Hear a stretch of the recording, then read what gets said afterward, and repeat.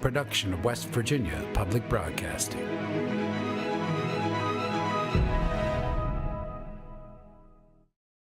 Support for the Legislature today is provided by Marshall University, committed to teaching, research, and professional training, with degree programs in multiple locations and online. More about the Marshall family at marshall.edu.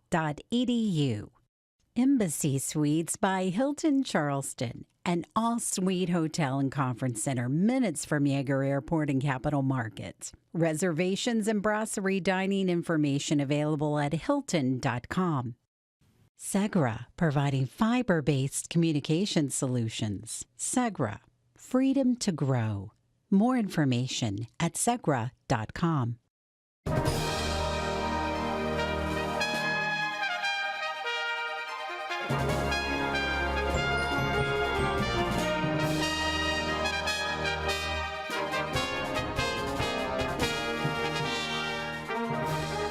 Welcome back to the Legislature today. I'm Bob Brunner. Thanks for joining us. The Senate passed several bills Wednesday, including Senate Bill 426, which allows the state's Chief Information Security Officer to establish standards for and ultimately block or ban access to technological services, apps, programs, or products on government devices. Senator Ryan Weld, a Republican from Brooke County, made it clear on the floor that the bill, which originated from the executive, has one particular app in mind. This bill comes to us as a result of, I'm sure a lot of you are familiar with, discussions regarding TikTok. TikTok, as we all know, is the very popular social media platform, video sharing platform, that is owned by a Chinese tech conglomerate, ByteDance. And it has been in the news recently. The federal government enacted a ban of TikTok on all of its systems due to privacy concerns, concerns that the app collects much more data than that is needed for its intended purpose. Senate Bill 425, along with three other bills, now goes to the House of Delegates for its consideration. The Senate Finance Committee spent an hour Tuesday on the budget of the Division of Corrections and Rehabilitation, which oversees the state's prisons and jails. In response to questioning, Bill Marshall, Commissioner of the West Virginia Divisions of Correction and Rehabilitation, told Senator Eric Nelson, a Republican from Kanawha County, that it would take a pay raise of at least $10,000 for correctional officers to make the position more attractive to future candidates. If we were to potentially look at this correctly, would you agree that this is a $40 to $60 million base builder that we need to consider going forward? And you're talking about not only base salary but retirement? Yep. Yeah, I think a retirement plan would be very attractive. It's hard. A lot of our officers we talk to, it's hard to do that job forever. Jeff Sandy, Cabinet Secretary for the Department of Homeland Security, fielded questions from Senator Jason Barrett, a Republican from Berkeley County, about why there's only $30 million in the governor's budget to address the $200 million corrections needs for deferred maintenance. And Senator, just so you'll know, that $27 million is the locks which were broken as of like July of last year. So that does not replace every lock in corrections across the state. What did your office request of the governor for deferred maintenance? Again, what we do, sir, is we tell the governor's office, and we have an itemized what jobs need to be done, roofs, locks, et cetera, and the governor's office makes the decision what they feel the state could afford. But you outlined that there's $200 million in deferred maintenance. We have for 6 years, sir.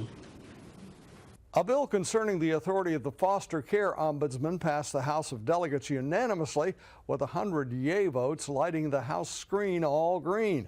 The ombudsman advocates for the rights of foster children, investigates and resolves complaints, and provides assistance to foster families, among other responsibilities. Delegate Amy Summers, a Republican from Taylor County, sponsored the bill and spoke in its favor. before Wednesday's vote. Thank you, Mr. Speaker. This bill permits the foster care ombudsman to monitor, investigate, and review issues with the child welfare system, from intake to when the child ages out, and foster children within the juvenile justice system. It adds language which protects the ombudsman from being compelled to testify or produce evidence in a proceeding on investigations. Delegate Matthew Rohrbach, a Republican from Cabell County, also spoke in favor of the legislation, noting the many discussions surrounding the West Virginia Department of Health and Human Resources this legislative session. What this legislature is attempting to do with this bill is to put some real accountability and enforcement into the data collection and the ability to enforce and see what's going on. This frees up the ombudsmen, give them much more control.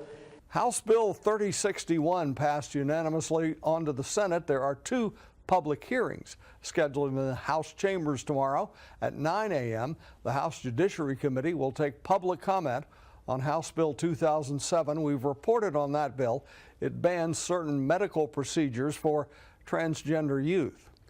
The Committee on Finance will also host a public hearing on House Bill 2883 at 2 p.m.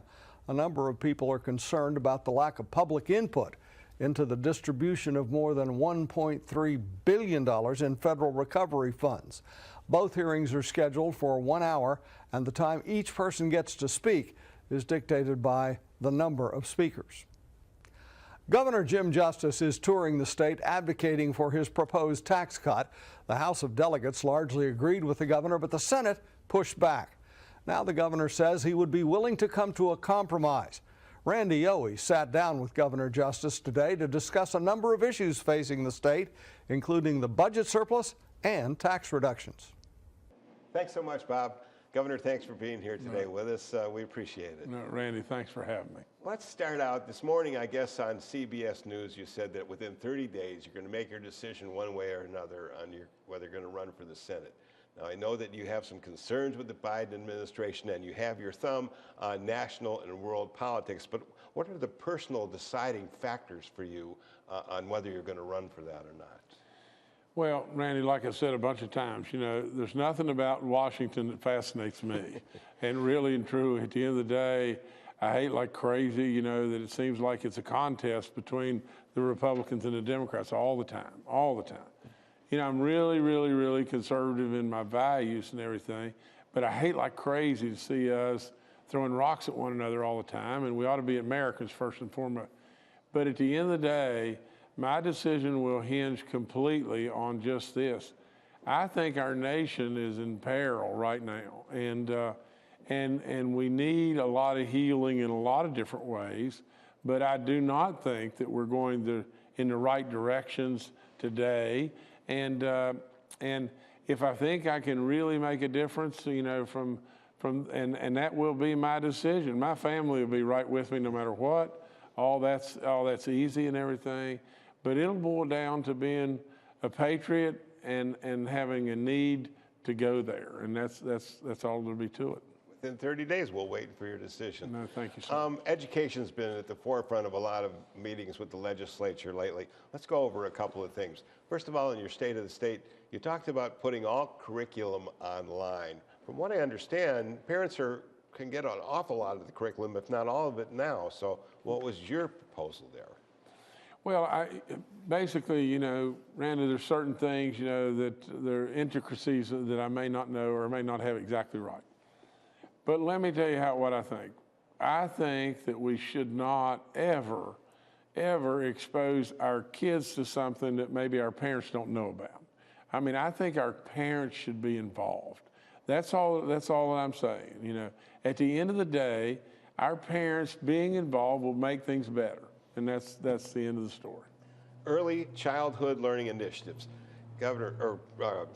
Speaker Hanshaw has explained to me and shown me the data that says, yeah, this is needed if we want to raise those scores from the 1st to 3rd grade. So, you know, you put $37 million in your budget. Looks like the Senate and the House are together to get these teachers, aides, and helpers for 1st, 2nd, and 3rd grade. But we're struggling just to get teachers hired right now. How are we going to get 1,500 helpers along with the teachers that we need hired? Well, it's a challenge in everything. I mean, it's a challenge, honestly, no matter what business it is today, whether it's McDonald's or teachers or coal miners. It's tough all across the board, you know. But I believe, and I don't need to, I'm not circling back to this. How do you get more people in West Virginia? You got to have more people. Well, I'll promise you how you get more people is you cut the personal income tax. That's all there is to it. That will drive people here. But with all that being said, you know, at the end of the day, we want to try to do any and everything we can to make things better for our students and better for our teachers. Now, think about this, Randy. Since I've been here, we did a 5% pay raise, a 5% pay raise, another 5% pay raise, and we want to do another one right now. You know, a 5% pay raise was the biggest in history. One, you know, well, we've done 3 and I've proposed the 4th. We need to continue to try to do that because we have got to compete. We have to compete, you know, and we got to compete with border states and everything. So there's all kinds of things you can do, but at the end of the day, I think we've got to reward and pay our teachers more, and we've absolutely got to take care of trying to supply aids to where our reading skills and everything will be better for our kids 1st through the 3rd grade. Arming teachers, the SROs, the school SPOs, school protection officers. What do you think about having teachers having concealed carry? Well, I'll tell you this, you know, I'm a gun owner and I've hunted all my life and everything, and I do not think that guns are killing people. I really think people are killing people. And so from the standpoint, though, of really, really bad events that you see that can happen and everything, you know, teachers being, you know, having a concealed weapon permit and teachers having knowledge about a weapon and how to store it and protect it and everything, you know, it may very well be the way that we end up going and everything. But I do really believe that, an enforcement officer at the school, armed and everything, is a great idea. And really and truly, I probably wouldn't be opposed to the teachers being armed, you know, with a permit, with the training, whatever. A lot of training, yeah. We've heard some law enforcement professionals say that without tactical training, maybe it's not a good idea. But then I hear a legislature that a 7th grade teacher says, hey, if somebody comes into my room and I got my kids here, and all I got is a couple of chairs, maybe not a bad idea I have a gun. So I think that's a good debate for the legislature to have. No, I think so too. Inflation of food goods alone went up 10% in 2022. So why not increase the minimum wage and make every position in West Virginia more competitive? Minimum wage hasn't been raised in West Virginia in 7 years. Yeah, Randy, I wouldn't be opposed to that. You know, at the end of the day, you got all kinds of people out there that are really hurting. I mean, that's all there is to it. And you know, that's the principle behind the income tax cut. I mean, we got to do something. I mean, we got to put money in hardworking people's pockets today. That's all there is to it. And we got to surely try to take care of the hungry and the poor and everything. We got to do that. I mean, for crying out loud, it is ridiculous. People going hungry in the state of West Virginia today. And there's all kinds of programs, whether it be communities and schools or whatever it may be, game changers, and it goes on and on and on. There's programs that are really helping. But I would tell you this, I don't think I've ever seen a program in my life that, and I'm not saying this because of the First Lady, that works like communities and schools. It's really good. But you would be in favor of raising that minimum wage? I mean, we'd look at it. Let's just leave it there and everything. I think that debate really needs to go on and everything. I don't know. I've not heard anything about if that is in front of our legislature today. But if it is and everything, let's let them get through that. And, you know, if they bring me something that they're supportive of, I'll probably be really supportive of it. Talk a little DHHR. I was talking with Clay Marsh yesterday, met him in person for the first time, rather than just seeing him. Good guy. And he said that, yes, it would be possible to implement everything from the McChrystal report, which kind of gets communication and de-siloing, if you will, right, and perhaps dividing DHHR into 2 or 3 separate entities. What are your thoughts now on that? you know, people would be really surprised. You know, we hired McChrystal to do a report, and they did a report, and we paid a lot of money for that report and everything. Well, we ought to have enough sense to listen to the report, you know, and everything.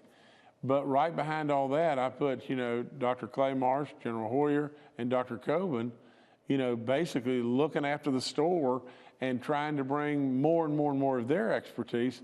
And what they did, you know, all through the COVID deal was unbelievable. We know that and everything. We should listen to them. But we should also listen to the House and the Senate. I am not opposed to dividing DHHR at all. If we can make it better, I mean, let's make it better. I mean, for crying out loud, we've got thousands of kids that are foster kids, and literally, absolutely, our child protective services people need to be paid more. There's stuff we got to do and everything to make things better. You know, if there's a methodology on how to make it all better, everybody said at the table. Sure to goodness, we got to listen to Dr. Marsh. I mean, he is a superstar beyond belief, but absolutely we got to listen to everybody.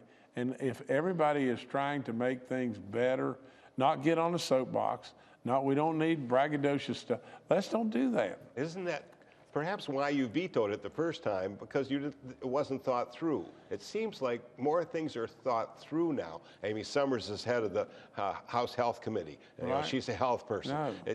Is that right? Things like that's exactly getting thought through better now? This thing was just put together on a wing and a prayer, 2-page deal. You know, that all of a sudden, wham, bam, you're going to change 6,000 workers in DHHR and just do it on a 2-page kind of deal and everything. It was not thought through nearly like it is today. Okay. There's a real opportunity today. Fair enough. PEIA, we heard you talk to some other people about it, and, you know, throughout your term as governor, you've promised every year, and you've fulfilled that promise to keep PEIA going with that $100 million every year. And you said you'd finish that out, and you talked to Dale Lee or Fred Albert, and they'll stand right behind you. But the concern over this $400 million monster that's looming 5-6 years ahead, you were talking earlier about a methodology that needs to be put together for you or the following governors to follow this through. What might that be to salvage PEIA? Well, it's all kinds of things. It's from privatization. Okay. It's from, you know, looking at the benefit structures or looking at spouses that have another job that ought to be on somebody else's insurance and everything. It's from border county stuff. It's from all kinds of different things. And I welcome that discussion. Now, at the end of the day, I want the net result to be really good for the folks that are on PEI, period. That's all there is to it.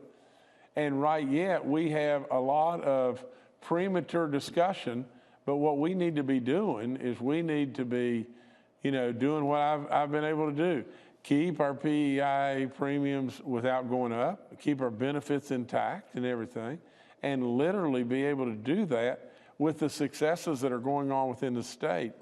There'll have to be a permanent solution.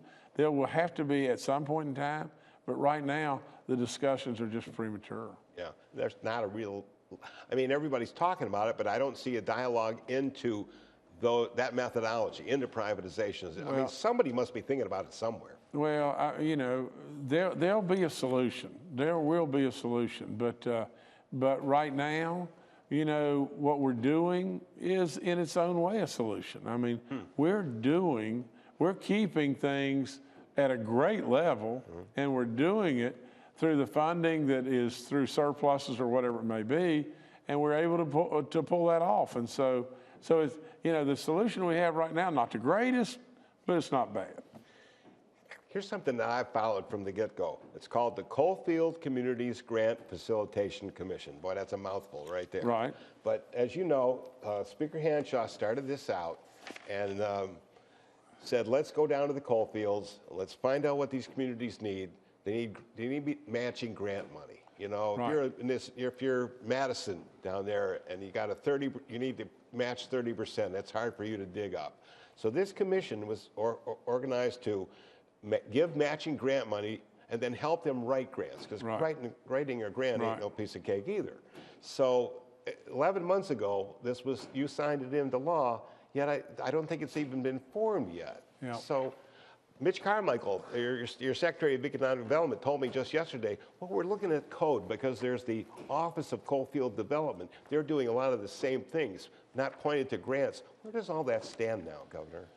Well, to be perfectly honest, the commission can't function if the commission doesn't have the funding to function.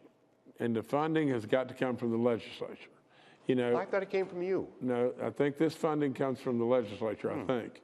Now, I don't know that specifically, and that's the problem. We form something, and then everybody gets thinking in 500 different areas and 500 different ways, and a lot of the people, especially in the coalfields area, where I grew up and everything, really and truly have real need. Now, we're doing lots of stuff in the coal fields right now, whether it be water and sewer projects or whatever it may be. But, if there's any area, and the Coalfield Expressway, that to me is of the highways within the state, Quarter H, we need more than anything. Coalfield Expressway second, we need more than anything. So with all that being said, there's things that are going on, but we absolutely need to do more. And all I can say to you is lots of the stuff that you're asking me about there and everything, I just need to get better briefed on. Can you look into this whole Coalfield Commission and really find out where it stands? I've talked to a lot of mayors and county commissioners down there that they're looking for that grant help. And I know there is, I looked it up, and there's a number of ways the state's helping coalfield communities right now that have lost that severance tax and such. But this commission seems to have a good pointed mission, so I'm going to put you on now. No, and I'm good. I'm good to do that and everything. I need more information to be able to give you a better answer and everything. But literally, I mean, I know you got to fund. It has to be funded. I owe my life though to the coal fields, and I owe my life to those people and everything. And so, absolutely, I'll get better on it. We've been talking about EMS recruitment. That your answer to the call program. You put $10 million into that because I know that, geez, they were down a third, 1,900 people. That's right. How's that went? It's how's that doing? Did you say? Very well. Very, very well. And I was able to do the commencement at the EMS graduation over at the University of Charleston and everything. A program where it was basically, a training level and a amping up of their abilities and everything and their qualifications and everything. But it's doing very well. We need to do it again. We need to absolutely do that again and everything. It almost mimics in many ways what we're doing with nursing. In nursing now we're training and bringing out more and more nurses in West Virginia. We need more and more EMTs in West Virginia. The other challenge with the EMTs is mental health. Back in the day, it was suck it up, because those people out there on life and death missions every day. They're seeing things that none of us really want to see or would see. And it's to the point now where they could really use some mental health help. In Florida, they have an app that allows these EMT professionals to get the mental health they need or how to get it or so on and so forth. And your secretary, Ratliff, says he's looking into that. Are you familiar with that, and is that important? I am. I'm not as familiar as I need to be, but at the same time, it is very important. I mean, today is such a complex world, and whether it be, all the different things that are pulling at our children and everything, to all the just like you said, years ago, you'd have got hit on a football field and people would have said, well, you don't have a concussion, you just got your bell rung. Now with mental health, they say years ago, we'd have said, oh, suck it up, just like what you're saying. But today, we realize just how detailed and how serious the situation, and without any question, people need assistance and training and everything else under the sun. I left taxes for last because you've been spending a whole lot of time on it. Sure. I don't think there's a soul out there that doesn't know about it. And we only got about a minute and a half left. But is there good communication? Are these breakfasts that you're having with legislative leaders, Senate leaders? I mean, it sounds like Eric Tarr says that we're just going to run out the clock and not give a proposal. What are your thoughts? That may very well be a strategy. And if it's a strategy, it's a crying shame because, you know, the people of this great state deserve so much more than that. I mean, that may be a strategy of a pity party about Amendment 2. And we have the money to give real live tax breaks to our people, and we should do that. And that strategy is something that puts money in the hands of our people. And the next thing right behind that, it'll drive growth to West Virginia. Governor, I want to thank you so much for your time. We covered a lot of ground, straight questions, straight answers. I appreciate it. Randy, you're good. I thank you so much, and I appreciate all you do. I really mean that. My pleasure. Back to you, Bob. Thank you, Governor and Randy. Tune in to the legislature today, Monday through Friday at 6 p.m. We'll have more news and interviews from the 2023 legislative session. And remember, West Virginia Public Broadcasting is covering the session daily in our radio news program, West Virginia Morning, and on our news site at wvpublic.org. We also broadcast the daily floor sessions of both the House and Senate on the West Virginia channel, and we stream those on YouTube as well. I'm Bob Brunner. Thanks for joining us. Have a great evening.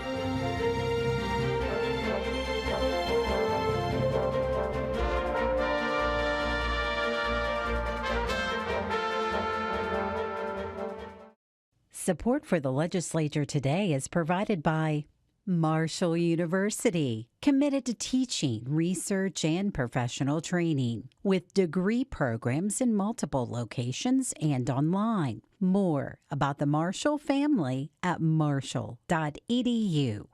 Embassy Suites by Hilton Charleston, an all-suite hotel and conference center minutes from Yeager Airport and Capital Market. Reservations and brasserie dining information available at hilton.com. Segra, providing fiber-based communication solutions. Segra, freedom to grow. More information at segra.com.